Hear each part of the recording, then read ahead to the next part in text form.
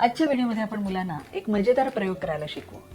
प्रयोगात मुले खेळण्यातील रंगीत मातीवर वेगवेगळ्या नाण्यांचे ठसे म्हणजेच छाप बनवण्याचा खेळ खेळतील। या मजेदार उपक्रमाद्वारे मुलांना दैनंदिन जीवनात वापरल्या जाणाऱ्या नाण्यांच्या रूपांबद्दल अधिक माहिती मिळेल। या उपक्रमात छाप उमटवण्यासाठी 1 रुपया, 2 रुपये, 5 रुपये आणि 10 रुपयांची नाणी लागणार आहेत। ताई उपक्रमासाठी लागणारे सर्व सामान घेऊन मुलांबरोबर बसते आणि मुलांना आजच्या छानशा उपक्रमाबद्दल माहिती देते। मुलेही उत्साहात प्रतिसाद देतात। ताई मुलांना काही नाणी दाखवून त्यांच्याविषयी माहिती देते।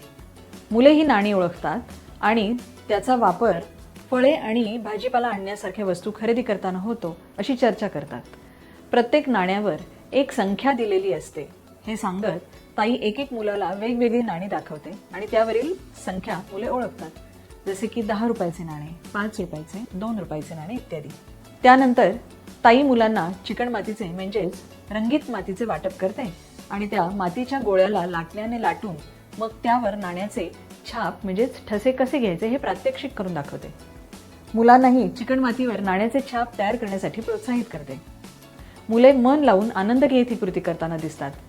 त्यासाठी ताई मुलांचे कौतुक करते आणि प्रत्येकाने नाण्याद्वारे तयार केलेल्या छापांवर चर्चा घडवून आणते।